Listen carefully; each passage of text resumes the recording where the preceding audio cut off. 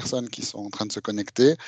Donc, on est très, très content. On vous remercie pour certains d'être très fidèles et puis de participer à tous nos webinaires. Et puis, on va commencer dans quelques secondes parce qu'il y a toujours des gens qui arrivent.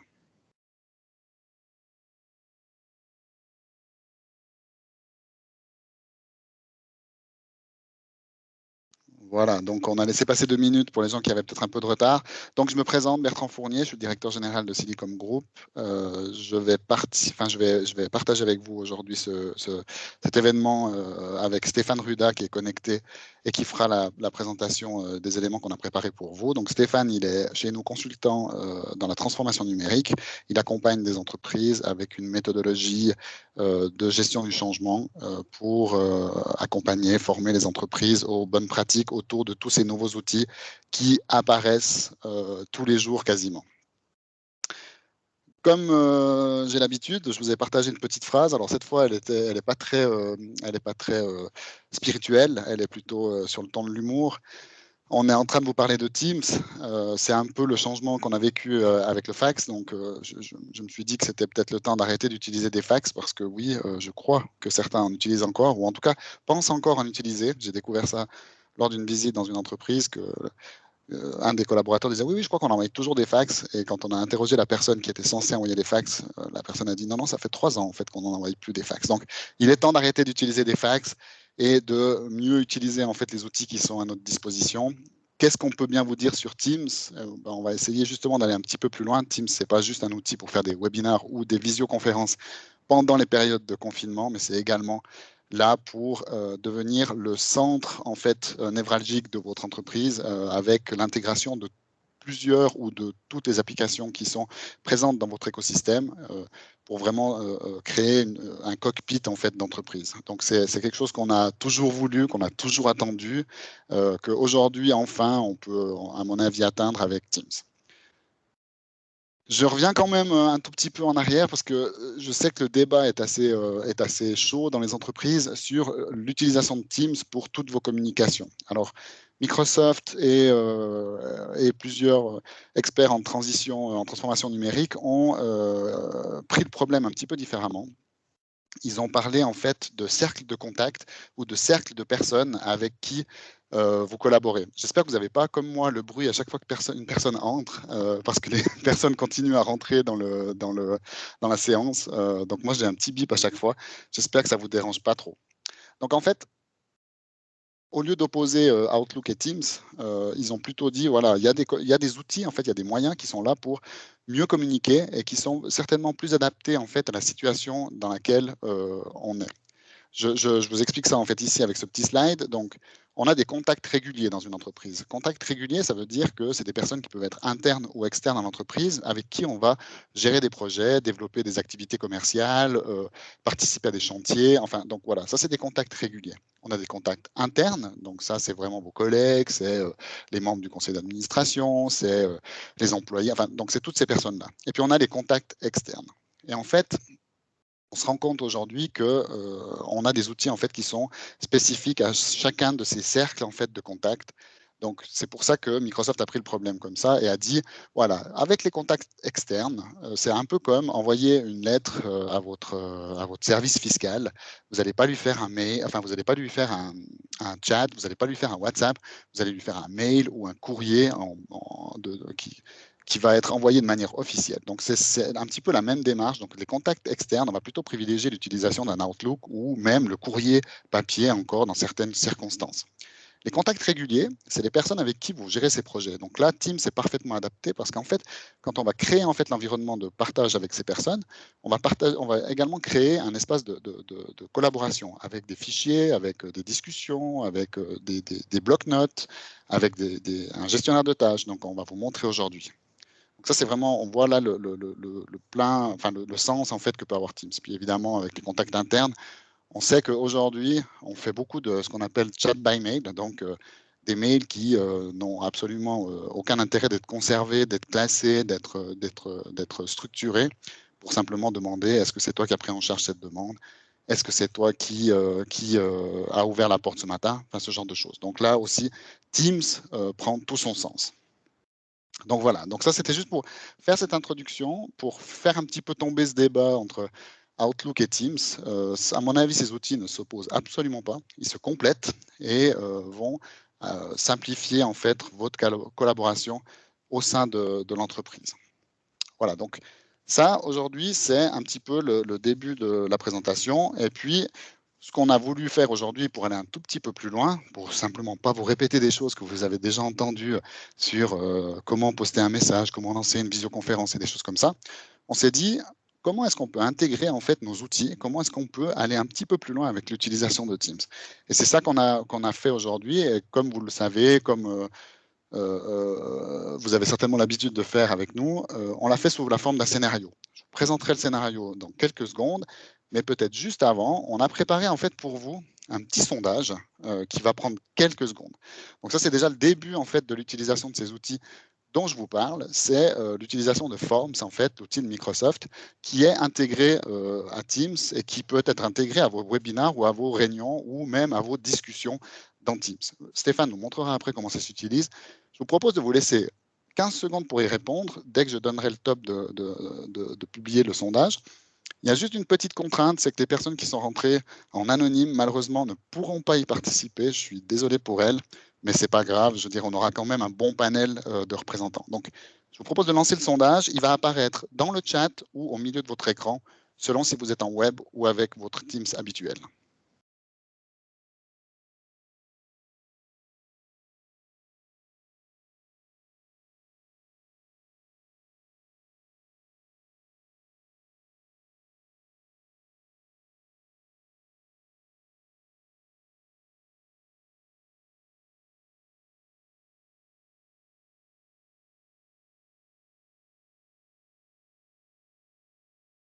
Voilà, donc je vais juste me pencher sur l'écran qui est derrière moi parce que je ne peux pas voir en même temps que vous. Donc, on a 63% des personnes qui ont répondu qui utilisent Teams tous les jours. On a encore 35% qui l'utilisent quelques fois par semaine ou uniquement pour les visioconférences. Donc, c'est parfait. Donc, vous voyez bien, il y a des différences assez fortes dans les entreprises d'utilisation de Teams. Et c'est normal. Ça peut prendre du temps d'intégrer Teams au sein d'une structure et puis d'en faire son outil en fait de travail. Donc aujourd'hui, on va essayer de vous simplifier un petit peu la vie. Notre académie, donc, dont je suis responsable et dont Stéphane est membre, est également là si jamais pour vous accompagner dans ces démarches. Donc, passons à la partie scénario. Donc aujourd'hui, on a créé une entreprise fictive qui s'appelle SG Smart Company, vous l'aurez compris, un SG pour Silicon Group. On a créé à l'intérieur de cette entreprise, comme ça vous comprenez bien, donc Tony Stark et Steve Rogers. Donc vous voyez aussi les influences en fait des collaborateurs de l'académie, de Stéphane et de moi-même en l'occurrence. On a créé aussi 3 équipes Teams, donc SG Smart Company, SG Projet et puis Consulting. Pourquoi est-ce qu'on a fait comme ça? Ce n'est pas par hasard. En fait, nous, on structure en général toutes nos équipes de cette manière. On a toujours une équipe de base pour l'entreprise, on a toujours des équipes pour des projets, et puis on a des équipes aussi par département. C'est quelque chose qui marche bien, qui est assez simple, où les gens arrivent à bien séparer les discussions et puis à pas polluer en fait leurs collègues. Ce scénario, en fait, il se base sur la journée d'un collaborateur. Donc, on a pris différentes choses qui peuvent être intéressantes pour certains et peut-être moins intéressantes pour d'autres. Mais je pense qu'au fil de ce scénario, vous devrez retrouver en fait des choses qui sont relativement proches de vos habitudes. Donc, on va par exemple prendre connaissance de ces messages. On va consulter l'intranet de l'entreprise parce que oui, Microsoft est en train de remettre l'intranet au centre en fait de l'outil, ce qui est pour moi hyper intéressant. On a tous essayé de développer des intranets, on a tous payé très cher les intranets, on est tous déçus de l'utilisation. Teams ramène en fait l'intranet dans l'outil en fait utilisé tous les jours par les collaborateurs et je pense que c'est intéressant. On va vous montrer aussi comment on peut approuver des documents. On va vous montrer comment on peut planifier et attribuer des tâches. On va vous montrer comment on peut planifier des séances, intégrer des outils en fait dans ces séances, comme on l'a fait là avec les sondages, rechercher des documents et puis finalement faire une boîte à idées avec les outils de Microsoft qui sont liés à tout ça. Pour vos questions pendant le webinaire, donc moi je vais essayer d'y répondre dans le chat avec mes collègues. Vous avez un petit bouton question-réponse ou question and answer Q&A dans la barre en haut de Teams. N'hésitez pas à les poser. On va les publier et si on arrive à y répondre tout au long, il n'y a pas de problème. Sinon, on les reprendra à la fin pour les échanger et puis les partager avec vous en live. Voilà, donc moi, je crois que j'ai fini la partie introduction de ce webinaire. Je vais passer la parole en fait à Stéphane qui doit aussi partager son écran, qui va prendre la main pour la première partie en fait du scénario, qui est l'arrivée du collaborateur le matin à son poste de travail. Merci Bertrand. À mon tour, de vous souhaiter la bienvenue à ce webinaire. Alors donc, je vais partager rapidement mon écran. Et là, on est directement, on va dire, dans le vif du sujet, puisque on est directement dans l'environnement Teams du collaborateur en question.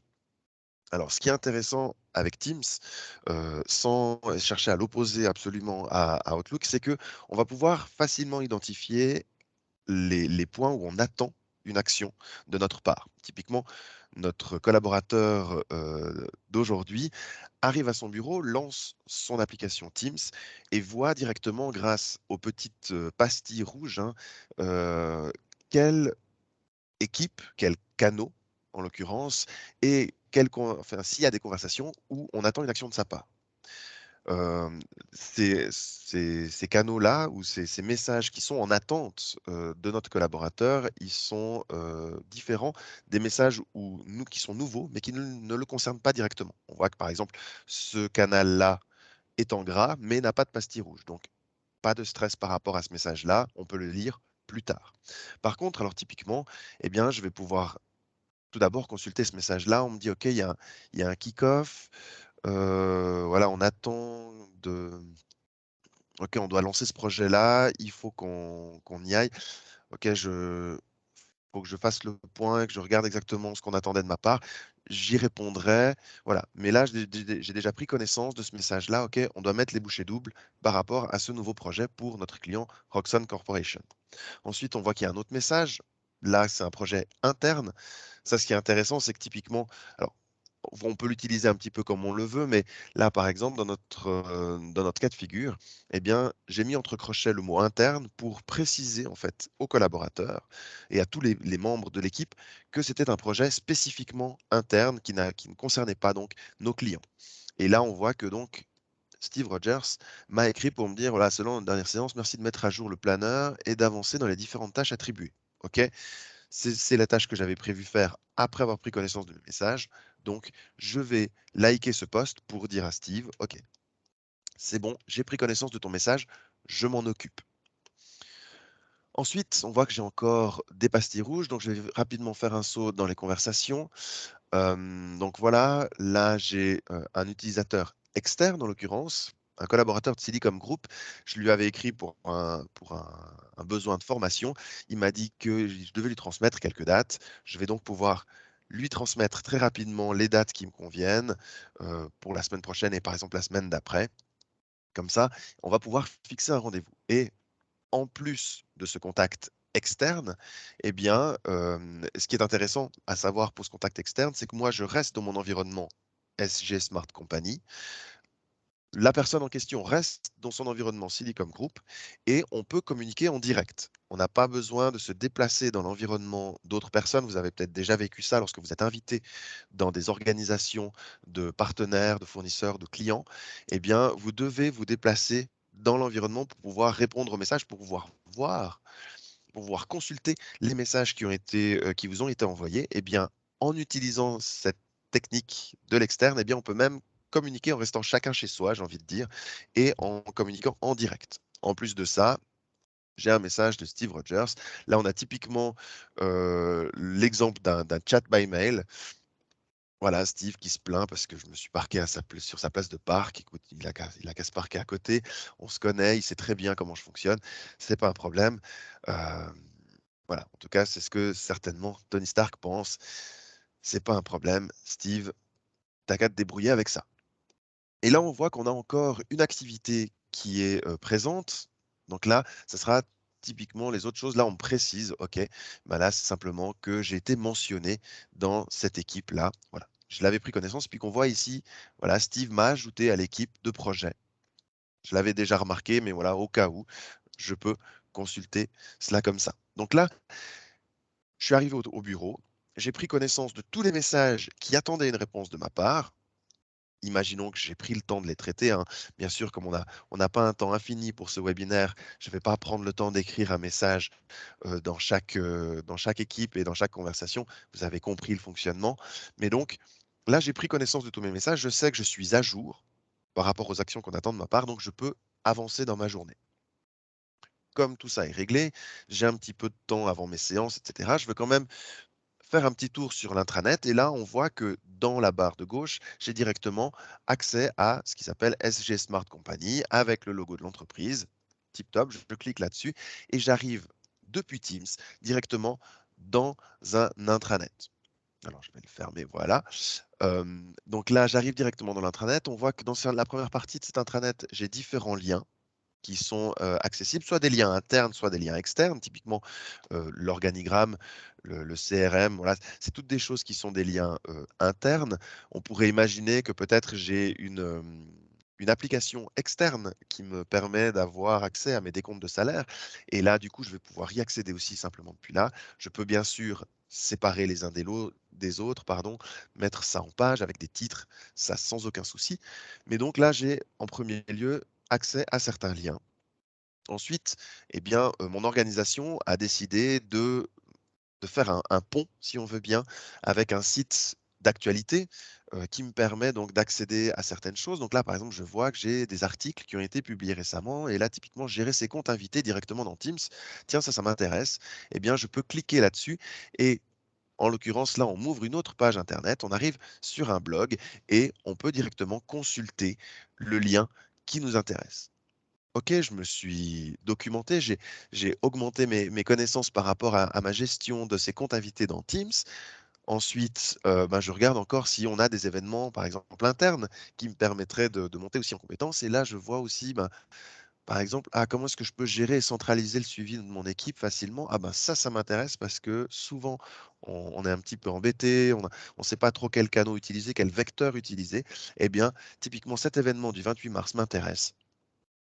Et là, je retrouve directement le lien pour y participer. Je peux voir un petit descriptif, etc. Et ça, c'est tous des éléments donc que je vais retrouver directement depuis l'intranet de mon entreprise qui est directement intégré dans Teams. Et en plus de ça, ben, par exemple, je pourrais avoir accès à des documents. Je pourrais avoir accès aussi par exemple, à la météo, hein, c'est presque un must-have ou plutôt un quelque chose voilà, qui est incontournable parmi les intranets, c'est d'avoir la météo de nos différents sites pour pouvoir embêter nos collègues et leur dire que chez nous, il fait plus beau qu'ailleurs. En tout cas, ça, c'est quelque chose de typiquement valaisan. On aime toujours dire qu'il fait beau en Valais. Donc, donc voilà, par exemple, c'est tous des éléments qu'on peut ajouter. On peut aussi ajouter des éléments. Vous voyez que ici dans les liens, j'avais rajouté un Power BI. Power BI, on peut aussi directement intégrer des métriques, des rapports pour pouvoir les afficher directement. On peut aussi afficher, par exemple, les tâches du collaborateur. Donc chaque collaborateur, bien sûr, verra ses propres tâches directement qui ont été attribuées. Voilà, c'est tous des éléments qu'on va pouvoir configurer, qu'on va pouvoir mettre en page et auxquels on peut donner accès directement dans Teams sans avoir besoin d'utiliser une autre plateforme dans ce principe de hub dont parlait Bertrand tout à l'heure. Merci Stéphane. Je reprends la parole pour finir cette première partie en fait du scénario. Juste pour dire, effectivement, moi j'ai l'habitude de dire que la météo, c'est quand on ne sait pas quoi mettre dans l'intranet qu'on met un module météo. Parce qu'il suffit de regarder par la fenêtre finalement. Et puis, je crois qu'on sait qu'il fait toujours beau là où on est. Donc, je vous présente juste en deux mots le package que vient de nous montrer Stéphane. Donc, ça s'appelle Viva. Si vous cherchez sur Google, évidemment, vous allez trouver des infos. Ça s'appelle Viva Connection, en fait. Il y a plusieurs modules à l'intérieur de cette stratégie, de ce produit Viva. Donc, il y a Viva Connection, il y a Viva Insight, il y a Viva Learning. Et puis, donc ces packages viennent compléter un petit peu l'expérience utilisateur au sein des entreprises. Donc, Viva Connection, c'est la possibilité d'introduire l'intranet dans Teams. Viva Insight, c'est un outil qui avant s'appelait My Analytics. Vous avez certainement, si vous utilisez Office 365, reçu des mails qui vous disaient que vous avez passé une bonne journée, que vous avez collaboré avec telle personne, que vous avez passé tant de temps en séance. Je trouve l'orientation que prend Microsoft aujourd'hui un petit peu plus intéressante. Typiquement, moi, là, je viens de configurer Viva Insight pour qu'il me rappelle d'arrêter ma journée à une certaine heure. Et puis, l'outil va automatiquement nous proposer dans Teams de remettre des tâches qu'on n'aurait pas terminées aujourd'hui à demain. Donc, il va créer des tâches dans To-Do pour continuer son travail le lendemain. Donc, ça, je trouve assez intéressant. Et puis, finalement, Learning, c'est toute la partie formation qu'on peut intégrer. Donc, kit de formation interne, LinkedIn Learning et d'autres sites en fait, de formation. Donc, voilà, une offre relativement intéressante et qui finalement est assez pratique. On continue sur le scénario. Je crois qu'on est dans les temps en plus, donc on est bien parti. On va passer sur la partie approbation. C'est un élément aujourd'hui qui est extrêmement important dans les entreprises et on va vous montrer en fait 2 ou 3 petits scénarios. Ouais, c'est volontaire, Robin, de ne pas voir mon écran. Je montre rien. En fait, on reste sur l'écran de Stéphane pendant la présentation, puis je reprends le PowerPoint après. Merci pour la question, comme ça vous ne vous inquiétez pas de savoir si ça n'a pas bougé. Donc on va vous montrer les approbations, peut-être que des gens les utilisent déjà, peut-être que d'autres voudraient les utiliser. Donc je repasse la parole à Stéphane pour la petite présentation sur les approbations. Merci Bertrand. Donc effectivement, les approbations, c'est une application qui est intégrable dans Teams et qui nous permet de pouvoir créer, alors vous avez bien compris, des approbations, mais surtout des modèles d'approbation. Alors il y a des modèles qui sont déjà préconçus. Typiquement, si on regarde, on voit que ici, dans le coin inférieur gauche de mon écran, on voit créer ou gérer des modèles. En cliquant là-dessus, eh bien, je vais pouvoir créer un nouveau modèle. Il y en a un qui existe déjà, on va y venir dans quelques instants pour voir le fonctionnement effectivement de l'approbation. Là, en l'occurrence, lorsque je veux créer un nouveau modèle, je peux partir de modèles existants. Et vous voyez que là, on a un certain nombre de modèles qui ont déjà été préconçus par Microsoft, qui sont répartis par catégorie. Donc, on voit administration, finance, gestion des commandes, présence, voilà. Ou bien, on peut simplement créer notre modèle à partir de zéro. Alors c'est ce que j'ai fait pour le modèle demande de formation. Donc si je reviens dans mon écran de base des approbations, voilà, on a déterminé dans notre organisation SG Smart Company, on a déterminé qu'on voulait que pour chaque formation interne, pour nos collaborateurs, eh bien, on ait toujours le même processus qui démarre avec une demande d'approbation. C'est pour ça que notre collaborateur en question, Tony Stark, va commencer par créer, donc va sélectionner cette demande de formation et il va le faire, bien que, vous allez le voir, l'approbateur en question, c'est lui-même. Mais comme on a décidé de le faire, eh bien, on est obligé de passer par là. Donc, je vais essayer d'éviter les fautes d'orthographe. Je vais l'appeler ma formation de base. Donc là, je peux mettre, OK, donc l'approbateur, je ne peux pas le changer. Ensuite, je vais mettre les collaborateurs. On va mettre, par exemple, hop, on va rester donc dans le même trend de ce qu'on a avec nos utilisateurs en question. Et puis là, on va dire, OK, ben, donc j'ai sélectionné les collaborateurs qui devaient suivre cette formation. Les logiciels en question, eh bien, ça sera du OneDrive, SharePoint et du Teams. Pour le reste, on verra ça plus tard. Comme je n'ai pas choisi autre logiciel, je peux laisser le vide. Et puis, donc, pour quelle date doivent-ils être formés? Eh bien, je vais me mettre, OK, ben, pour la fin du mois, j'aimerais qu'ils aient cette formation. Je vais envoyer directement l'approbation. Là, alors, en l'occurrence, comme j'ai déjà sélectionné les approbateurs, je n'ai pas besoin, et que j'en ai qu'un seul, je n'ai pas besoin de le sélectionner ou des choses comme ça. Si j'en ai plusieurs, je peux choisir, lorsque je crée mon modèle, par exemple, de dire, je veux que tous les destinataires, tous les approbateurs acceptent cette demande, ou bien juste un seul parmi eux. Eh bien, ça, je vais pouvoir le choisir. Mais là, en l'occurrence, j'en ai qu'un seul. Donc, tout est en ordre. Je peux envoyer cette demande. Vous voyez que ma demande d'approbation est en cours de création. Et là, du coup, alors là, on a un petit effet démo. Là, en plus, en étant dans l'application web, effectivement, parfois, au niveau du rafraîchissement, ça prend un petit peu de temps.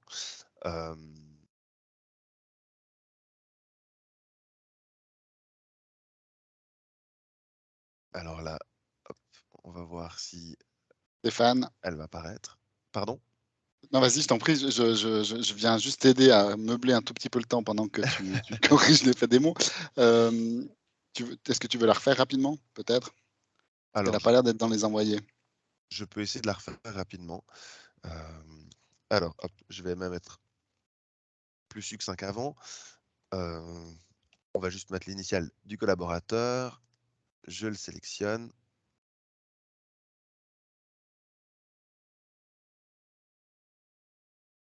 Hop, la date et je l'envoie. Alors après, effectivement, il y a aussi des fois le fait que j'utilise l'application en ligne en étant en session. Voilà, ben, on y arrive, hein, quand même. Et là, alors, je reçois même le fait que je me suis moi-même envoyé une demande de formation. Vous voyez que je le retrouve dans le reçu et dans le envoyé, puisque moi j'ai fait les deux. Alors maintenant, on a même, voilà, les deux arrivent forcément. C'était le petit coup de stress de la formation. Et donc là, typiquement, je vois que j'ai reçu ces demandes. Je clique là-dessus et je peux décider. Donc là, on revoit la question. On me dit qu'OK, la demande a été effectuée à cette date-là. Je peux éventuellement mettre un commentaire si je ne veux pas accepter. J'ai d'autres actions, la possibilité d'annuler la demande. Si d'un coup, ben, j'ai reçu un appel où on me disait ouais, non, mais écoute, pour finir, laisse tomber cette demande. Voilà, je peux le faire comme ça. Sinon, je peux ben, typiquement la rejeter ou l'approuver. Lorsqu'on crée aussi un modèle, on peut aussi déterminer si on veut avoir d'autres réponses que simplement le approuver, le rejeter, hein, pour la petite histoire, que vous le sachiez. Donc là, en l'occurrence, je vais pouvoir approuver cette demande. Et vous voyez que l'état a changé. Et là, alors, je suis la personne qui a envoyé et qui a validé la demande, donc je n'ai qu'un seul message. Mais bien sûr, si ce n'est pas la même personne, eh bien, lorsque la personne, l'approbateur, valide la demande, eh bien, la personne qui a fait la demande reçoit un avis, entre autres aussi dans l'activité, de lui dire, voilà, telle et telle personne a accepté votre demande. Et c'est un principe qui est vraiment très très simple. Si je fais une nouvelle demande d'approbation, que je prends une demande de base, par exemple, vous voyez que là, je vais vraiment pouvoir tout ajouter comme je le souhaite. Typiquement, les approbateurs aussi. Je vais pouvoir mettre une plage de commentaires, hein, je vais pouvoir préciser ma demande, je vais même pouvoir ajouter des pièces jointes.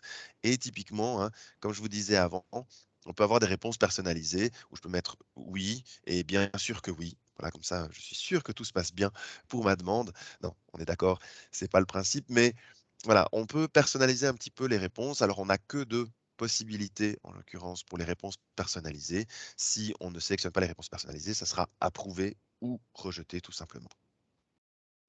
Donc là, on a simplement ce principe d'approbation qui est vraiment très très simple, qui est très efficace. Alors effectivement, peut-être que dans certains cas, on a besoin de quelque chose de plus complet, de plus complexe. Il y a des choses qu'on peut mettre en place aussi au niveau des approbations. Bertrand vous en parlera encore mieux que moi, typiquement avec des outils tels que Power Automate, qui s'appelait à l'époque Flow. Vous avez peut-être déjà entendu parler de cet outil qui est aussi intégré à la suite Office 365, où là, on peut vraiment mettre en place des workflows, hein, des flux de travail qui sont complexes, où on dit lorsque un document arrive dans tel et tel dossier, automatiquement une demande part par mail à ces différentes personnes selon le type de document qui a été identifié, selon voilà, il y a plein de choses qu'on peut mettre en place par rapport à ça. Et voilà, ça c'est un outil qui est un petit peu plus simple, on va dire, les approbations, mais qui peut fonctionner dans pas mal de cas si voilà, on veut juste s'assurer qu'on a un processus clair au niveau de certaines actions au sein de l'entreprise. Eh bien, approbation peut tout à fait faire l'affaire. Tu as raison et donc je reprends là où j'ai cru que tu allais dire tout ce que j'avais à dire, en fait. Donc je reprends là là où tu es resté. On voit là sur ton écran, en fait, on a l'intégration d'autres solutions sur la gauche. Tu peux peut-être juste, montrer. Donc on a AdopSign. Pour ceux alors toi, je pense, tu as peut-être pas de licence, J'ai pas de disponible. licence en Pour ceux l'occurrence. qui utilisent AdopSign pour faire signer des documents, on a la possibilité, en fait, d'intégrer d'autres applications dans les modules d'approbation. Et au lieu, en fait, de devoir aller dans AdopSign pour gérer ces documents qui sont en train d'être signés, d'aller dans les approbations pour valider les demandes qu'on nous fait, on arrive à tout ramener, en fait, dans cet écran d'approbation. Il existe une application mobile. Évidemment que si on ne traite pas les approbations, elles arrivent par mail. Et en fait, ce qui est vraiment assez incroyable, c'est que quand on approuve, quand on a le bouton approuver ou refuser, en fait, on a les options que tu as montrées dans le mail directement. Le mail va changer, en fait, le contenu du mail va marquer, si j'ai déjà approuvé un mail, cette demande a déjà été approuvée à l'intérieur du mail directement, donc il n'y a pas de risque. Donc ça marche très bien pour les personnes qui sont en déplacement sur des chantiers, qui sont mobiles, qui prennent le train pour aller à leur travail. C'est vraiment un outil qui vient très bien remplacer toutes les approbations qu'on fait au quotidien par des visas, par merci de me valider ce document. Donc, on peut vraiment utiliser ça. Puis après, effectivement, comme tu l'as dit, nous, par exemple, on intègre les approbations chez certains clients pour valider en fait le flux de la facture en fait créancier, donc la facture du fournisseur qui va rentrer dans l'entreprise. Elle va arriver dans une bibliothèque SharePoint. Quand elle arrive dans la bibliothèque SharePoint, elle a déjà des données qui ont été identifiées. Selon ces données, elle va partir dans un flux d'approbation, elle va être attribuée au bon approbateur. Et en fait, cette personne, elle va simplement interagir avec son Teams, avec son Outlook ou avec même son Outlook mobile pour valider en fait les documents. Et posez-vous la question, en fait, approbation. Chaque fois que vous posez la question, merci de me dire si c'est OK, merci de me valider ça, des choses que vous faites régulièrement, des bons de commande, des bons de livraison, des validations de documents, de factures. On peut vraiment remplacer tous ces flux. Nous, typiquement, on a les demandes de compte, on a je m'excuse, on a les notes de frais à l'intérieur, on a les demandes de marge préférentielle pour certains clients, on a tout plein de flux comme ça qu'on a automatisé d'approbation et ça nous fait vraiment gagner du temps. On a un historique, on sait ce qui s'est passé. Quand on clique sur un flux qui a été approuvé, on peut voir qui a fait quoi à quel moment. Donc ça, c'est aussi extrêmement intéressant. Il y a cette possibilité en fait d'échelonner les choses. Et puis effectivement, comme tu le disais, en plus, on peut faire du super custom, c'est-à-dire qu'on peut vraiment créer des flux sur mesure qui s'adaptent à l'entreprise, qui peuvent avoir une suite logique. Enfin voilà. Donc ça, c'est aussi pour montrer la force en fait de ces outils qui sont extrêmement puissants. Voilà. Alors on continue parce que là, sinon, on va prendre un tout petit peu de retard. On va vous montrer aussi un autre élément qui est important dans les entreprises, qui en tout cas pour moi est devenu encore plus important et on a cherché en fait une solution qui fonctionne bien, c'est le suivi en fait, comme je vous ai montré tout à l'heure, le suivi un peu formel des équipes, des projets. Et puis on a mis sur pied en fait, nous on est certifié ISO, une logique qui nous convient assez bien, puis on la partage avec vous. Après, elle peut être adaptée selon vos besoins. Donc c'est le suivi en fait de vos séances, c'est le suivi de vos tâches, c'est le suivi de vos PV. Et puis donc comment on le fait? Donc là, on va vous montrer Planner, To Do, OneNote. On va aussi vous montrer l'intégration en fait de tous ces outils externes dans les séances Teams, comme on a fait aujourd'hui avec Forms. Et puis à la fin, je vous encourage à rester. On va vous montrer aussi l'intégration d'un bot en fait dans la solution Teams. Donc voilà. Donc je te laisse la parole, Stéphane, juste pour parler effectivement de la partie donc Planner, To Do et OneNote, qui sont des outils qui sont extrêmement pratiques dans les équipes. Voilà, donc comme on l'a vu précédemment, parmi les messages que j'avais reçus, en tout cas que Tony Stark avait reçu, il y avait le fait de mettre à jour le planeur et d'avancer dans les différentes tâches attribuées. Qu'est-ce que ça veut dire? Eh bien, en l'occurrence, vous avez ici en haut, vous voyez que on a un planeur, voilà, que ça s'identifie peut-être pas forcément comme ça, mais les collaborateurs le connaissent et le savent puisqu'ils l'utilisent. Tous les jours, on le voit indirectement intégré dans Teams. Ce qui est intéressant quand on a un planeur comme ça, eh bien, je peux même à la limite le charger, enfin charger le site web. Là, du coup, comme ça, je suis dans l'application Planner. Pourquoi est-ce que je vais le lancer dans l'application Planner? C'est juste pour mon exemple là maintenant, puisque je vais devoir passer entre deux applications. Le planeur donc, qui est ici, et comme l'a dit il y a quelques instants Bertrand, aussi le OneNote. Alors le OneNote, vous ne le retrouverez pas ici dans le canal nouveau Headquarters, parce que la logique veut que, enfin la logique de Teams veut qu'on ait un OneNote d'équipe pour l'équipe projet. Et du coup, ce OneNote, pour le rendre accessible, eh bien, on l'a placé dans le canal général, ce canal que vous ne pouvez pas renommer, que vous ne pouvez pas supprimer dans Teams directement, eh bien, dans les équipes Teams. Et là, on trouve en l'occurrence pour les nouveaux headquarters, on a un certain nombre de séances et la dernière qui nous intéresse, celle qui a eu lieu lundi, eh bien, on nous a dit, OK, le projet avance bien, les plans ont été validés la semaine passée et puis là, on voit, OK, que Steve Rogers va faire le nécessaire pour lancer le processus d'adjudication, il va aussi transmettre les documents nécessaires à la mise à l'enquête et Tony Stark doit choisir le mobilier de bureau parmi la sélection faite par la DG. OK, très bien. Mais du coup, par rapport à ce, alors là c'est un PV qui est effectivement très succinct, puisque c'est pour la démo, on ne voulait pas non plus vous faire tout un roman, c'était pas forcément très utile. Donc là, on va mettre dans la partie OneNote, on va vraiment faire le côté PV. On met des informations qui qui sont importantes, mais qui ne donnent pas forcément lieu à une tâche à effectuer. Typiquement, le fait que le projet avance bien, ben voilà, c'est toujours très agréable de pouvoir annoncer des points positifs lorsqu'on a un projet, surtout ben, typiquement si on imagine une nouvelle construction, un déménagement, ce genre de choses-là qui peuvent être quand même très pesantes pour les collaborateurs et pour l'équipe de projet. Là, on a une bonne nouvelle, ça avance bien, les plans ont été validés, fantastique. Du coup, je vais aller mettre à jour notre planeur qui concerne le cas spécifique des nouveaux headquarters. Donc tout d'abord, on voit ici valider les plans par la DG. Eh bien, on va le retrouver directement depuis ici. J'ai validé ma tâche, je vois que j'ai dans la partie architecte, parce que j'ai décidé d'appeler un de mes compartiments, comme on appelle ça dans Planner, je l'ai appelé architecte, et là en l'occurrence, eh bien, je les ai validés. On voit qu'on avait au début une mise au concours, qu'on avait fait une présélection des projets, qu'on avait déterminé le top 3, qu'on avait affiné le projet qui avait gagné, et là maintenant, on a validé les plans définitifs. Fantastique. Ensuite, on voit que dans l'adjudication, eh bien, voilà, il y a un certain nombre de choses à faire par mon collègue Steve. Je vais le laisser pour l'instant de ce côté-là. Aussi, ce qui est autorisation, ça ne me regarde pas, c'est sa tâche. Et par contre, on voit qu'ici, eh bien, il fallait faire une sélection. En l'occurrence, il y a une petite faute, donc je vais pouvoir le corriger là. En fait, c'est plutôt choisir le mobilier, hein. Donc là, je vais corriger ma tâche directement. Comme ça, on est bon.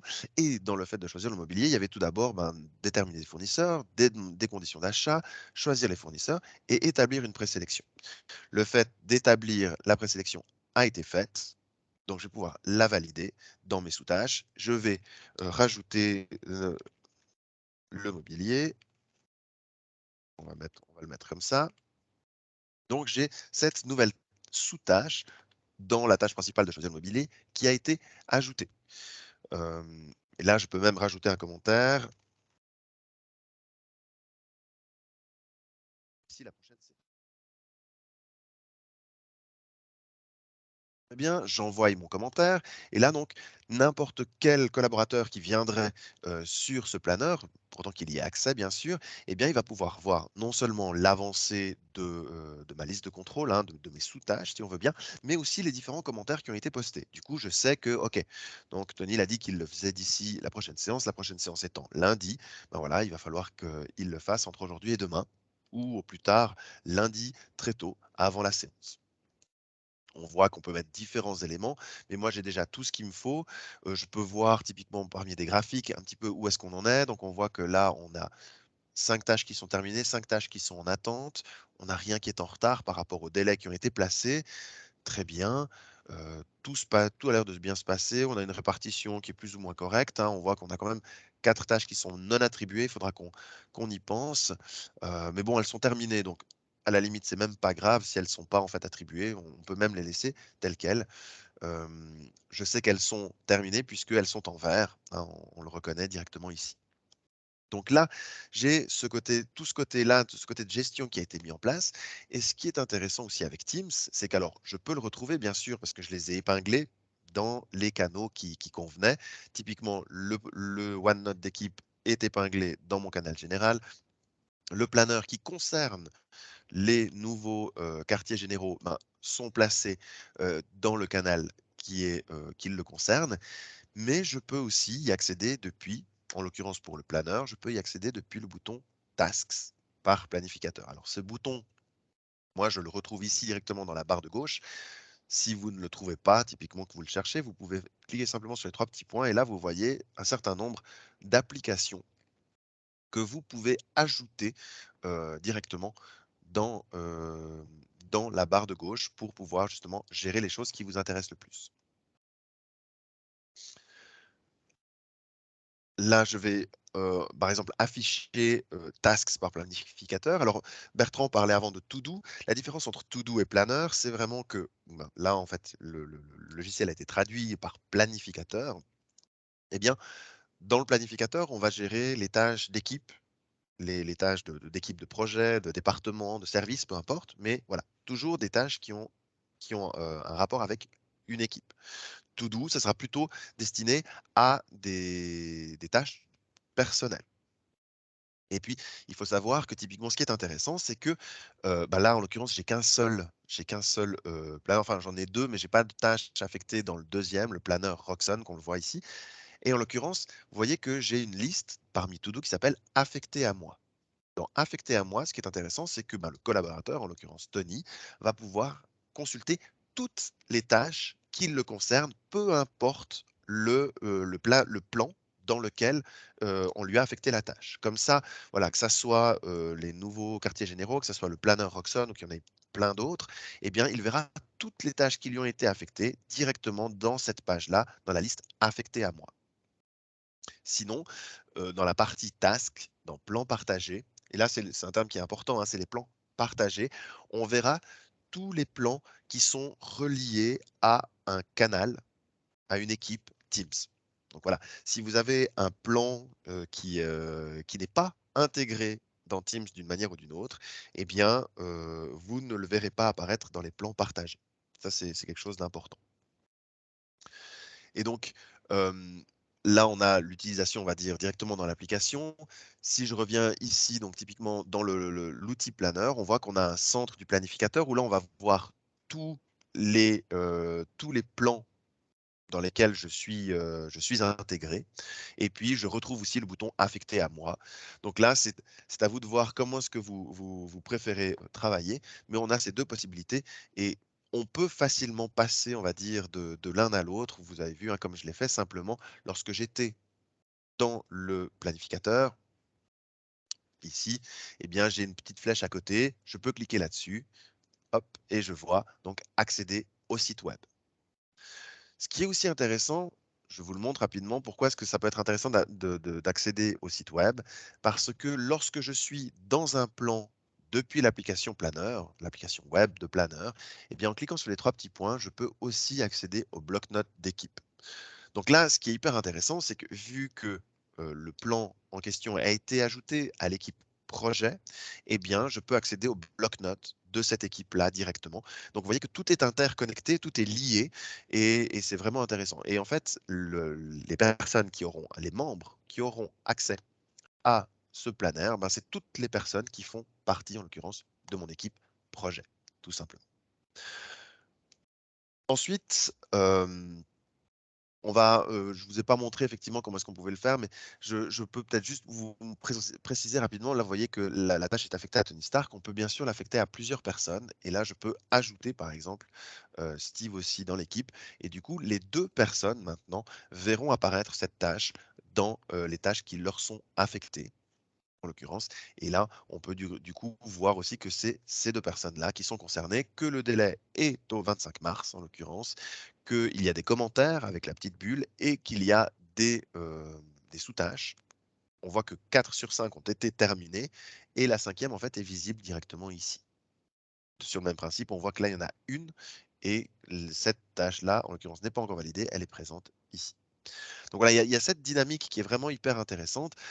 Pour parler d'un cas concret, puisque Bertrand a dit que nous, on le mettait de plus en plus en place, hein, chez Silicom Group. Eh bien, ce qui est intéressant, c'est que le planeur devient presque un outil pour driver la séance directement, puisqu'on va aller voir notre planeur et puis on va passer sur les différents points. Donc plutôt que de dire: «Ah oui, alors par rapport à vos projets, où est-ce que vous en êtes?» et puis, ben, voilà, il y a forcément toujours une chose qu'on va oublier. Et bien là, on a les différentes tâches à faire. On va dire: «OK, pour cette tâche, où est-ce qu'on en est? Est-ce qu'on a pu avancer? Non? Pourquoi?» OK, on prend acte, on trouve une solution si on n'a pas pu avancer et on passe à la tâche suivante. Et ça donne vraiment ça rythme vraiment, les séances d'équipe et ça permet de passer sur tous les points et de ne pas passer trop de temps sur différentes explications et voilà, de tergiverser plus que nécessaire en tout cas. Voilà. Donc, en l'occurrence, j'ai traité les différentes tâches de mon planeur. Et si on revient donc sur le message, sur les publications, on me disait aussi, voilà, je vais aussi profiter pour planifier la prochaine séance. Donc là, simplement, je vais me rendre dans mon calendrier. Je sais que les séances sont le lundi.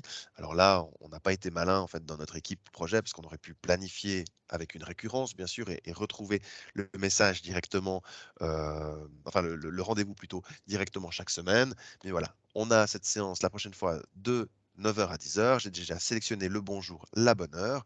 voyez que je peux régler la répétition, la récurrence de ce rendez-vous-là comme je le veux, hein, tous les jours de la semaine ou bien toutes les semaines, par exemple le lundi et le jeudi, on pourrait imaginer, hein, par exemple des choses comme ça. Voilà, donc ça c'est quelque chose qu'on va pouvoir gérer. Là, je vais le laisser en ne se répète pas.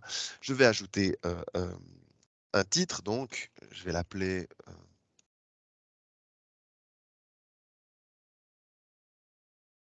par exemple. Voilà.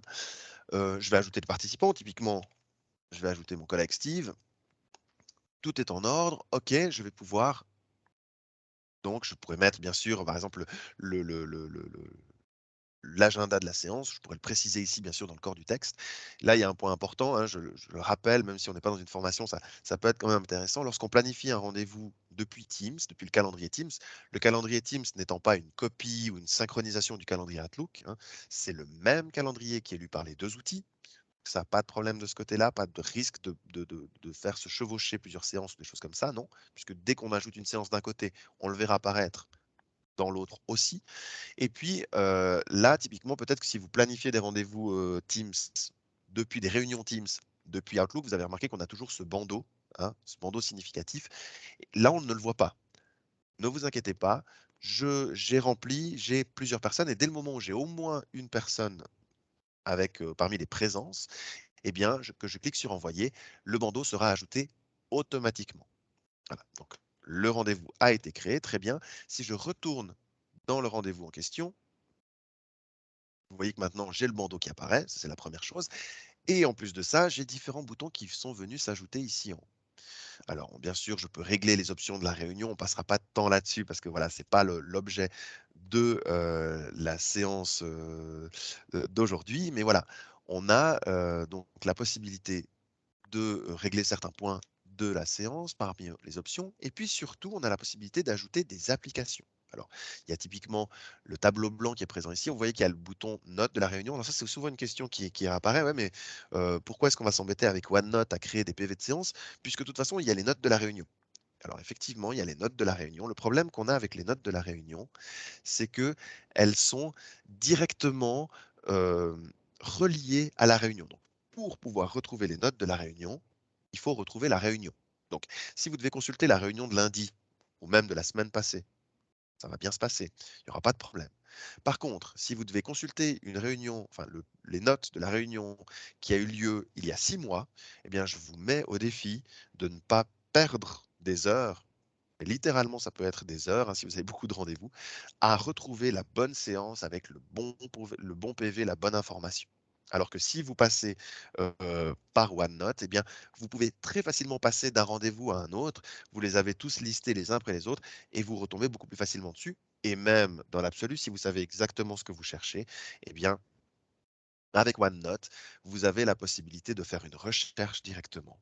Et il sera capable de retrouver les mots-clés dans les bons, en tout cas de retrouver les mots que vous avez mis en recherche dans les différentes pages de votre OneNote.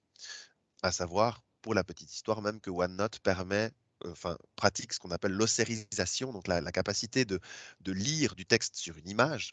Donc, même si par exemple vous avez mis une image d'un texte ou d'un ticket, par exemple, de parking, eh bien, si vous avez l'information qui avait, enfin, des mots-clés qu'il y avait sur le ticket de parking, il sera capable de vous le retrouver directement grâce à cette capacité qu'a OneNote de lire le contenu de l'image et d'identifier si c'est du texte et de l'ossériser, hein, de l'extraire en quelque sorte. Donc là, comme je vous disais, on a différentes applications et je peux en rajouter. Et je vais juste vous montrer très très très rapidement comment est-ce qu'on peut faire. Par exemple, vous voyez qu'on a ici le bouton questions-réponses, le bouton forms, et ça vous rappellera peut-être typiquement le sondage qu'on a mené il y a quelques instants, ou l'outil que vous utilisez actuellement pour nous poser des questions, questions et réponses. Et voilà, typiquement, c'est des éléments qu'on va pouvoir ajouter à la réunion. Alors là, je vais rapidement le rajouter. On va le voir apparaître. Alors là, il me fait un petit speech pour me dire, voilà, qu'est-ce que vous pouvez faire pendant vos réunions. Il est en train de charger, voilà, maintenant il est directement disponible. Et ce qui est intéressant, c'est que du coup, pour la séance de lundi, eh bien, je peux déjà préparer les sondages que je vais présenter, que je vais proposer à mes participants. Et là, en l'occurrence, je peux cliquer sur Nouveau. Vous voyez qu'on a 3 possibilités, soit la question à choix multiples, soit un questionnaire, soit les nuages de mots. Alors, les nuages de mots, vous imaginez bien ce que ça peut être. Les choix multiples et les questionnaires, quelle est la différence entre l'un et l'autre? Vous allez chaque fois pouvoir poser qu'une seule question par sondage. Voilà, ça doit être des sondages qui sont rapides, hein, ils sont là pour dynamiser la réunion. Donc, c'est pas l'idée de poser 25 questions avec des embranchements et des choses complexes parmi votre questionnaire. Non, vous allez être très direct, très réactif. Et la différence qu'il y a entre les deux, c'est simplement que dans le questionnaire, il y a une réponse juste. Typiquement, dans la question qu'on vous a posée en début de séance, on a utilisé les questions à choix multiples puisqu'il n'y a pas de réponse juste. On veut savoir, on veut connaître votre pratique, votre utilisation de Teams. Donc, il n'y a pas de réponse juste. On va utiliser simplement le choix multiple. Sinon, on va utiliser par exemple le nuage de mots-clés. Là, je vais poser la question et ensuite, eh bien, je vais l'enregistrer comme brouillon. Ben voilà, euh, pas perdre de temps à créer une question, peu importe. Mais voilà, c'est très très simple. On crée simplement cette question, on l'enregistre comme brouillon. Voilà, peu importe, même si ma question là n'a aucun sens. Voilà. Et puis on voit directement comment ça a été fait. Pour l'instant, je suis le seul, bien sûr, à pouvoir y accéder, puisque c'est moi qui l'ai créé. Et ensuite, lorsque je le démarrerai, je le mettrai pardon, à disposition de tout le monde. Et les gens pourront répondre, donner des réponses justement, et puis on verra évoluer ces réponses-là parmi le nuage de mots. Voilà, donc ça c'est un petit truc qui peut être pratique, et il y a une multitude d'applications qu'on peut intégrer dans nos réunions. Ensuite, à voir quels sont les outils que vous utilisez, les besoins que vous avez dans votre réunion. Bien sûr, hein. Ça va dépendre si on fait une réunion de travail, si on fait comme on fait aujourd'hui un webinaire, typiquement l'outil question-réponse, si on a une session de travail entre 3 collègues, elle ne fait pas de sens. On passera peut-être par le chat ou bien voilà, tout le monde aura son micro ouvert et pourra prendre la parole. Voilà, c'est autre chose. Là, on est relativement nombreux, donc ça se présente moins quand même sur ce principe-là. Mais voilà, vous allez pouvoir choisir à chaque réunion ce qui vous intéresse et les configurer au mieux. Merci Stéphane pour cette partie sur l'intégration des outils dans les réunions. Donc, on a pris les réunions, mais ça peut être effectivement tout type. On peut intégrer des applications dans les discussions qu'on a. On peut faire vraiment l'intégration de ces applications. On va passer rapidement sur le point suivant, qui est un point qui, moi, me tient particulièrement à cœur parce que ça permet d'imaginer des choses assez intéressantes en termes d'automatisation, de mise à disposition de l'information des collègues et des collaborateurs. Donc, c'est un nouvel outil que Microsoft a lancé, c'est Power Virtual Agent. J'expliquerai à la fin de la présentation rapide de Stéphane les licences en fait qui sont à disposition de cet outil. En gros, c'est un bot qu'on peut intégrer dans son entreprise. Je te repasse la parole, Stéphane. Merci. Donc là, en l'occurrence, voilà, vous voyez que j'ai créé, alors en l'occurrence, j'ai créé un petit bot justement qui s'appelle SmartBot. C'est moi qui l'ai appelé comme ça. On reste toujours dans le principe Smart. Vous voyez que là, j'ai posé des questions, par exemple, et puis je voulais savoir l'adresse, par exemple, des bureaux de Sion, par exemple. Et là, on m'a précisé que voilà, lorsque j'ai posé toutes mes questions, lui m'a aiguillé pour être sûr de répondre juste et il m'a répondu. Donc voilà, venez nous rendre visite dans notre agence de Sion située à la rue de la Blancherie 61. Et là, j'ai même, en cliquant sur ce lien, la possibilité de l'ouvrir directement dans Google Maps. Mais là, prenons un autre cas de figure. J'ai reçu un message de la part d'un client, peu importe le vecteur par lequel il me l'a envoyé, mais j'ai reçu, voilà, il me demandait quelles étaient nos conditions générales. Étant assez nouveau dans l'entreprise, je les ai pas en tête, je ne sais pas où aller les chercher. Voilà. Je vais profiter de mon SmartBot pour lui poser la question. Et puis là, je vais lui dire, par exemple, je vais simplement taper CG en espérant qu'il sache ce que je veux dire. Si jamais il me précisera ma demande, j'ai tapé CG, on va voir qu'est-ce qu'il peut bien me répondre. Il faut laisser quelques petits instants. Et puis il me répond, voilà, merci pour votre question. Vous trouverez nos conditions générales ici. Fantastique. Donc là, je vois que j'ai un lien. Je clique là-dessus et j'arrive directement sur, normalement, et oui, un document PDF avec les conditions générales qui m'intéressent. Voilà. Donc vous voyez, alors là, j'ai été très direct, on va dire, hein, très succinct par rapport à ma demande, mais on peut faire plusieurs demandes. Enfin, on va pouvoir déterminer quelles sont les demandes qui peuvent être faites. par exemple, si j'essaye, hein, on va voir comment il réagit. Pose cette question-là, où sont nos CG? Ben voilà, en fait, cette question-là, il la reconnaît et du coup, il me la repropose directement. Et vous voyez, on va pouvoir utiliser du langage naturel avec ce SmartBot et puis on va du coup pouvoir profiter de sa base de connaissances, si on veut bien. Et vous allez pouvoir déterminer, alors moi j'ai fait effectivement pour cette présentation quelques réponses qui pouvaient être données hein, par rapport au bureau, par rapport au CG, mais on peut imaginer cette application pour n'importe quoi. On peut même aller plus loin et proposer même de dire, ben voilà, pour tel et tel sujet, c'est cette personne-là qu'il faut contacter, par exemple. Est-ce que tu veux montrer juste rapidement l'alimentation ou bien tu n'as pas prévu? Alors, si, je peux tout à fait le Juste, montrer, hein, pas de problème. juste pour montrer, parce que là, ça paraît presque trop simple, et puis on a l'impression on a préparé les deux questions avec les deux réponses. Alors, c'est Euh, effectivement, donc là, en fait, si vous voulez, le SmartBot, c'est le chatbot, le robot qui a été publié pour les collaborateurs, donc qui sera disponible, qui sera accessible par tous les collaborateurs. Pour le mettre à disposition, en fait, j'ai passé par Power Virtual Agent, comme l'a cité tout à l'heure Bertrand. On va juste lui laisser le temps de le lancer, voilà. Vous voyez qu'alors je peux démarrer, je peux créer un chatbot maintenant depuis de rien, on va dire, ou bien je peux voir les chatbots qui existent déjà dans mon environnement. Et en l'occurrence, eh ben voilà, on voit que un des chatbots qui existe, c'est SmartBot, ça tombe bien, c'est celui-là sur lequel je veux me rendre. Et on va voir, donc là, je vais laisser le temps de charger. On va aller dans les rubriques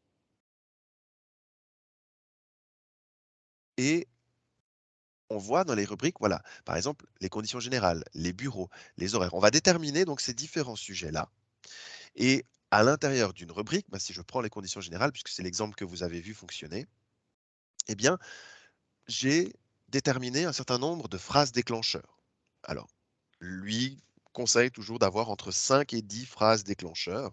Et en l'occurrence, vous voyez que j'ai mis quels sont nos CG, je cherche nos CG, quelles sont nos conditions générales et aussi juste les deux initiales CG.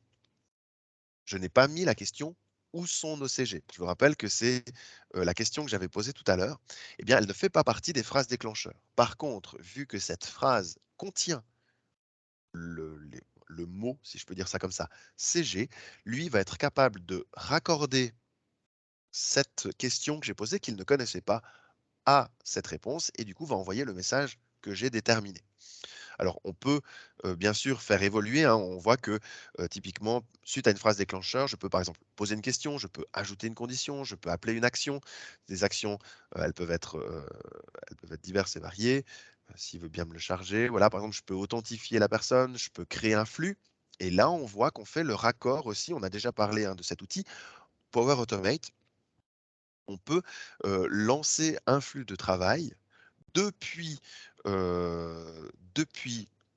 Power Virtual Agent, en l'occurrence depuis le chatbot qui a été configuré, on peut lancer un flux de travail avec Power Automate. Donc vous voyez que tous ces outils-là s'interconnectent et puis on peut même terminer par une enquête. Typiquement, là, on aura la possibilité de, de mettre en place une enquête directement. Là, je vais juste l'enlever, mais voilà, et puis d'avoir l'avis du collaborateur, par exemple, pour dire voilà, est-ce que vous avez été satisfait par la réponse du chatbot. Puis du coup, voilà, ça c'est une des étapes qu'on peut faire, qu'on peut mettre en place. Vous voyez qu'ensuite on a la possibilité d'analyser, de créer des entités, voilà, de différentes choses. Et ce Merci, chatbot, avant Ah, juste de se excuse-moi. rendre par la parole, Vas-y. Bertrand, pas de problème, on voit qu'on le retrouve ici aussi dans les conversations. Et ça, c'est aussi quelque chose qu'on peut configurer, mais du coup, je retrouve toutes les questions que j'ai posées à ce chatbot, eh bien, je les retrouve directement ici. Voilà. Je te repasse la Merci, parole, Bertrand. merci Stéphane. C'est juste que le temps passe assez Absolument. vite. Donc, je vais aller vite sur les licences. Donc, Power Virtual Agent, il y a une licence qui est intégrée avec Teams pour tous les usages internes avec certaines limitations. Il y a une question dans le chat. Je prends déjà une question maintenant. Comme ça, je peux y répondre. Est-ce qu'on peut l'intégrer sur un site web, donc un site internet externe avec des utilisateurs externes? Là, on rentre dans un mode de licence, ce qu'ils appellent par session, ce qui est classique dans le monde des bots. Par contre, effectivement, depuis le même outil, on peut nourrir l'interne, l'externe, avec des informations qui sont les mêmes. Donc oui, on peut le connecter à un site Internet, on peut le connecter à des sources de données externes. On peut, par exemple, avec la version externe, passer à la fin d'une discussion, si on n'a pas pu répondre, on peut passer à une personne qui existe vraiment et puis qui sera en mesure de continuer la recherche d'informations pour la personne qui est en train de chatter avec le bot. Donc ça fonctionne, c'est vraiment un outil complet avec effectivement, comme disait Stéphane, l'intégration de tous les autres outils.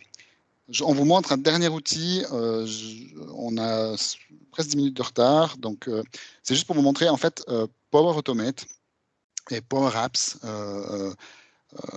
comment on peut l'intégrer aussi dans Teams. Donc là, on a pris le choix de prendre un modèle. Je te passe la parole, Stéphane, pour nous montrer ça.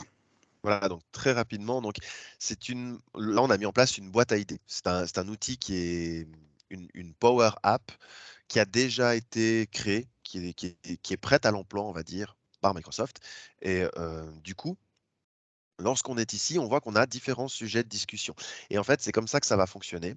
C'est que nous, on va pouvoir, enfin la personne qui va gérer cette boîte à idées va pouvoir déterminer des sujets. Là, par exemple, on voit la sécurité au travail. Alors là, tout est en anglais parce que ben voilà, j'ai pris l'outil tel quel. Je ne l'ai pas modifié, je n'ai pas pris le temps de le remettre en français, peu importe. Mais bien sûr, on peut le changer.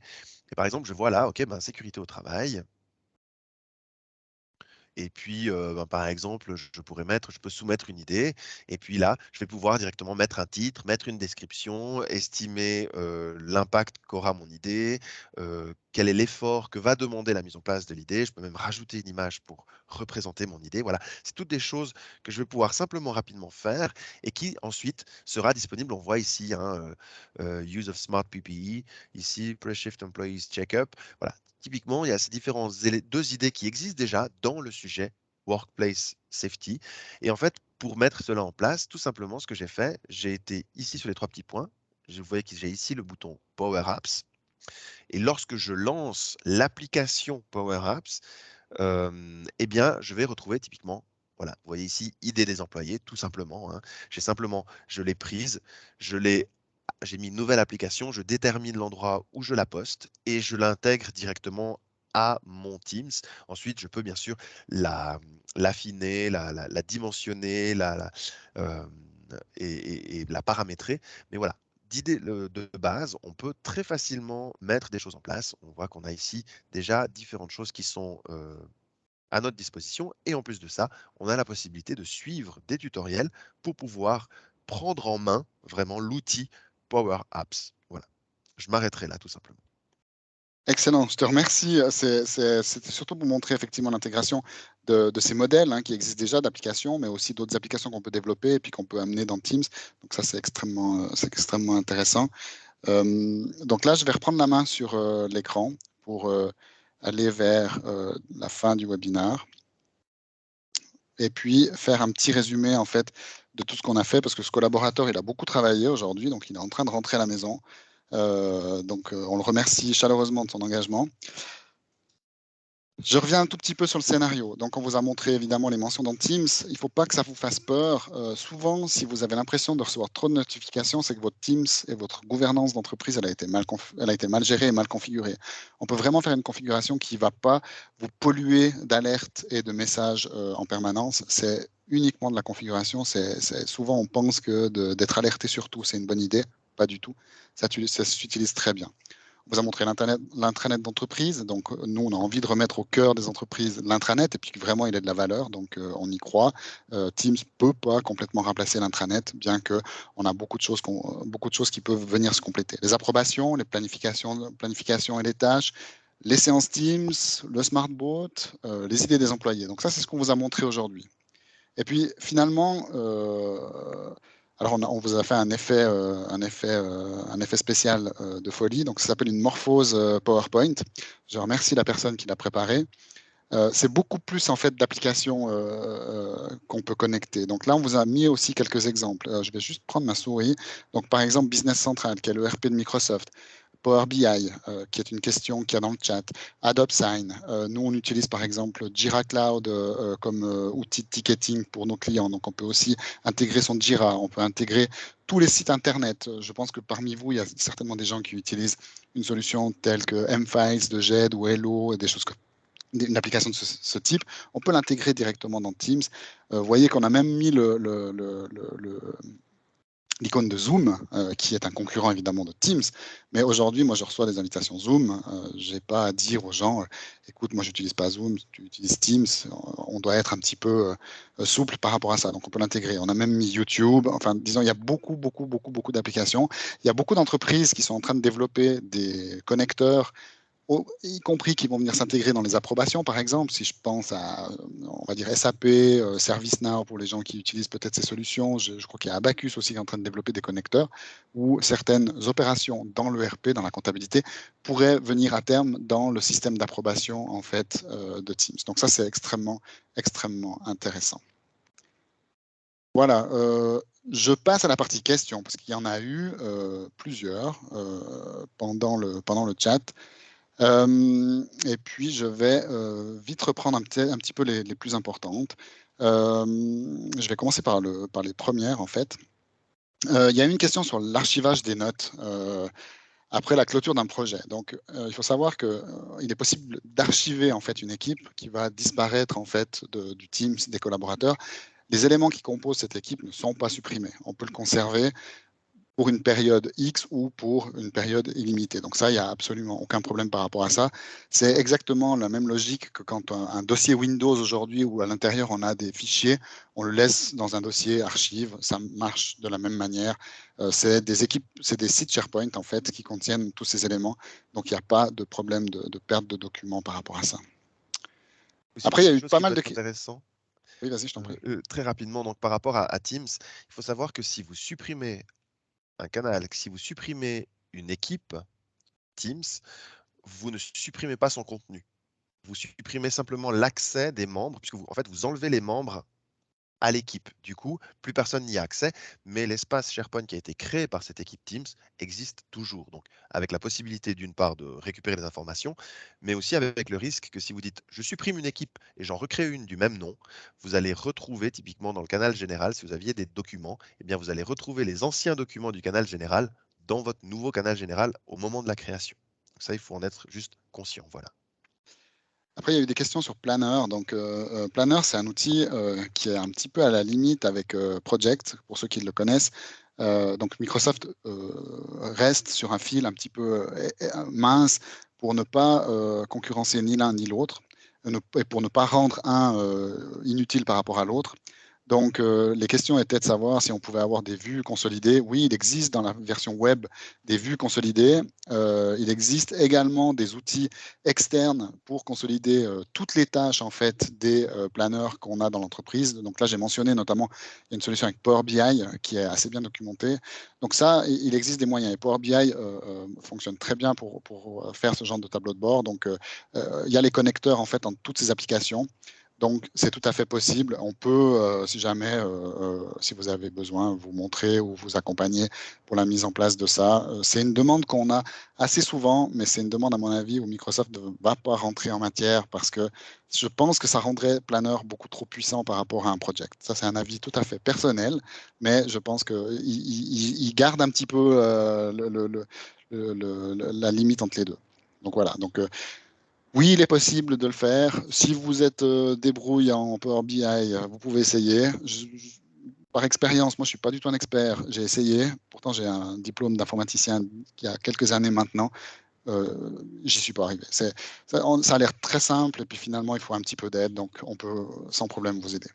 Il y avait une question sur l'application, où se trouvait l'application Planner. Donc, comme a montré Stéphane, dans les trois petits points, on peut retrouver Task. Pour le planificateur, selon la traduction que vous avez puis la version. Moi, j'utilise beaucoup l'application mobile, donc sur ma tablette, qui est vraiment bien faite et qui est extrêmement pratique et qui s'intègre parfaitement avec To-Do, avec Planner, avec tout ça. Il existe une version mobile qui est complète, donc si jamais, pas de souci pour ça. Mais ne cherchez pas ni Planner ni To-Do dans Teams, vous ne le trouverez pas en fait. C'est vraiment l'application Tasks. Oui. C'est vraiment ça. Après, il y avait une question sur à savoir si on pouvait configurer en fait le panneau de gauche d'une entreprise par défaut. Oui, on peut via les Teams Policy. Donc, c'est une partie administrateur auquel soit votre informaticien, soit votre société, soit de service a accès. Donc, vous pouvez vous adresser à nous pour le faire. Il n'y a pas de souci. On peut le faire et on peut forcer en fait l'apparition de certaines applications et même l'ordre en fait de ces applications. Donc, aucun problème par rapport à ça. Et à l'opposé, vous pouvez Oui, même vas-y. en masquer certaines.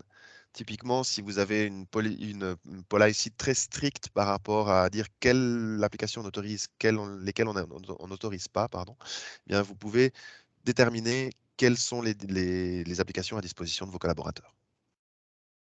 Exactement. Donc, c'est vrai que on n'a pas parlé de tout ça, mais c'est un outil qui a une console d'administration complète, qui est aussi complètement couverte par le système de sécurité de Microsoft. Donc, tout ce qui est authentification à facteurs multiples, la protection des données. Donc, quand vous partagez des informations dans des Teams où vous n'avez pas accès à la donnée, il y a vraiment tout un système de protection. Donc, ça marche extrêmement bien et c'est même, à mon avis, plus sécurisant que de transmettre des pièces jointes par mail. Ça, c'est un avis que j'ai donné. Je pense que beaucoup de gens le partagent. Il y avait une question sur les licences Power Apps, savoir si elles sont nécessaires pour l'application boîte à idées. Alors, c'est une bonne question parce que la licence Power Apps de base, elle est incluse dans beaucoup de licences Microsoft 365, Office 365. Donc oui, je pense qu'il faut une notion de Power Apps à tester si ça marche avec une licence Office 365 essentielle. Je n'ai pas la réponse tout de suite. Donc si jamais, je répondrai à la personne directement après la séance, pas de souci. Il n'y a pas d'autres questions. Donc, je vous remercie déjà d'avoir participé. J'espère que c'était intéressant. On est totalement à disposition avec nos équipes pour discuter de projets que vous auriez, d'intégration d'applications, d'intégration de modules, peut-être d'applications externes dans Power BI, dans Teams, dans ces choses-là. Donc, pas de souci, on est à disposition. Nous, on voulait juste partager avec vous deux ou trois petites choses encore. On a un prochain webinar qu'on organise en fait conjointement pour Microsoft, enfin avec Microsoft, le jeudi 7 avril. Vous le trouvez sur notre site internet silicom.group ou sur notre page LinkedIn. N'hésitez pas à y aller. C'est un outil Dynamics 365 Marketing qui a des capacités vraiment impressionnantes. Donc, comment orchestrer le parcours de vos clients. Allez sur le blog qui vous en parle. Stéphane a fait un petit clin d'œil tout à l'heure dans sa démo sur les articles qu'on rédige. Typiquement, vous avez peut-être vu, et peut-être c'est un peu complexe ou c'est pas très clair, la différence entre un invité et un externe dans Teams. On a un article en fait qui explique ça très bien. Quand on parle en externe, ce qui est vraiment intéressant, j'aimerais juste revenir là-dessus, c'est qu'on est dans un mode un peu WhatsApp avec les personnes des autres entreprises avec qui on collabore régulièrement. Donc, c'est extrêmement intéressant. Ça peut aller de l'organisation du repas avec l'entreprise qui est à l'étage en dessous ou la prise de rendez-vous, savoir si les personnes sont disponibles. Donc, c'est vraiment très puissant. Il faut l'utiliser, à mon avis. Donc, voilà. Donc, il y a des bons articles. On essaye d'être assez varié et puis de couvrir des sujets qui intéressent les PME en Suisse romande. Voilà, je tiens à remercier finalement Stéphane qui a fait la démo, puisqu'il a tout fait. Moi, j'ai juste finalement parlé. Je remercie aussi les personnes qui ont organisé avec moi le webinar. On était, alors je crois, connectés un peu plus de 50 personnes, une septantaine d'inscrits. On fait des jaloux chaque mois, surtout chez Microsoft, parce que quand eux organisent des meetings, ils ont de la peine à les remplir. Donc, je vous remercie de votre fidélité. Je vous souhaite à tous une excellente journée. Et puis, ben voilà, je finis par le slide pour vous dire encore une fois merci. Excellente journée, à bientôt.